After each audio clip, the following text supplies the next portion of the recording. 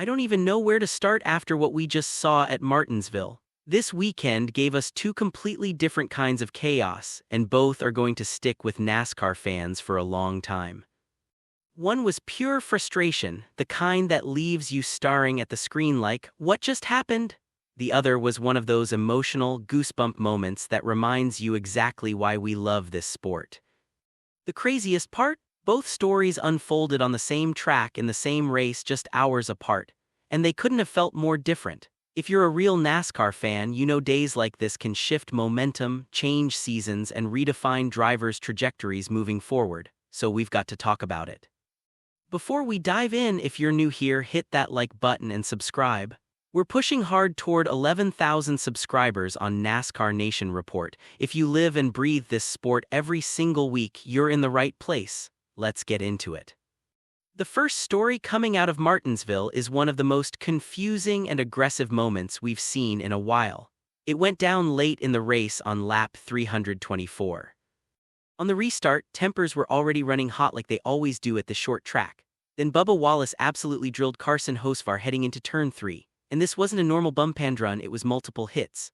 Wallace got into the back of the number 77 once, then again, and then just drove straight through him. The field behind them had nowhere to go, and a massive pileup erupted down the front stretch. Here, what has fans scratching their heads? When you watch the replay, Hocevar didn't do anything that looked retaliation-worthy. Yeah, they went 3 wide earlier into turn 1 and Wallace clearly didn't like it, but this felt like a major escalation. Even Wallace admitted it afterward in his interview with Jamie Little. He said, "I misjudged, I didn't mean to turn him." He owned that he got it wrong in the center of the corner, but the damage was already done. Hocevar somehow salvaged a 15th place finish, which is impressive after taking that kind of contact. Wallace, on the other hand, was done for the day. He wrecked out and finished 36th. And if you're a Bubba Wallace fan, this one hurts. That's now back-to-back finishes of 34th or worse. Just a few weeks ago, he was second in points. Now he leaves Martinsville all the way down in 11th. That's a brutal momentum swing early in the 2026 season. After the race, you could hear the frustration in his voice. He talked about how much expectation they had coming into one of his favorite tracks with the Hardy's car and how they just couldn't deliver when it mattered, even though they looked fast in practice. We've seen this pattern before with the 23 team, speed early in the weekend that doesn't always translate on race day. The good news, Easter break is coming up. This team probably needs that mental reset before heading to Bristol on April 12th. Still, that move on Hocevar is going to be talked about all week, and I wouldn't be surprised if other drivers remember it the next time they're around the number 23. Now let's flip the page to the complete opposite end of the emotional spectrum, because Chase Elliott finally got it done.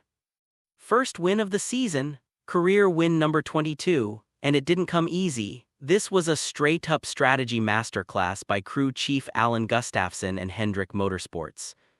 For most of the race, Elliott wasn't even dominating. He started 10th and spent a lot of time stuck outside the top 5. Meanwhile, Denny Hamlin was putting on a clinic, starting on pole and leading 292 of the first 317 laps. It looked like Hamlin's race to lose. But on lap 312, Gustafson made the big call, pit earlier than the other contenders. It was a gamble. The kind fans love when it works and rip apart when it doesn't. This time, it worked perfectly. When the caution flew, Elliott suddenly had track position. On the restart, Ross Chastain briefly took the lead by staying out, but Elliott got around him quickly and never looked back. He led the final 69 laps and held off Hamlin by just 0.565 seconds. That's Martinsville pressure right there. Behind them, Joey Logano finished third, followed by Ty Gibbs and William Byron. You could feel what this win meant to Elliott. This wasn't just another checkmark, it was validation, especially after Gustafson's strategy calls get questioned so often. Even Rick Hendrick called Gustafson that morning, reminding him this is a marathon, not a sprint. That mindset paid off in a big way. Elliott even pointed out that this win came exactly 11 years after his Cup Series debut on March 29, 2015, a race he finished 38th in, which Hamlin won. Full circle moment, beating Hamlin at the same track. That's pure NASCAR storytelling.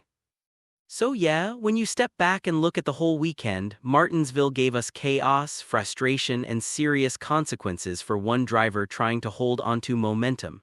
And at the same time, a perfectly executed win that could kickstart a championship run.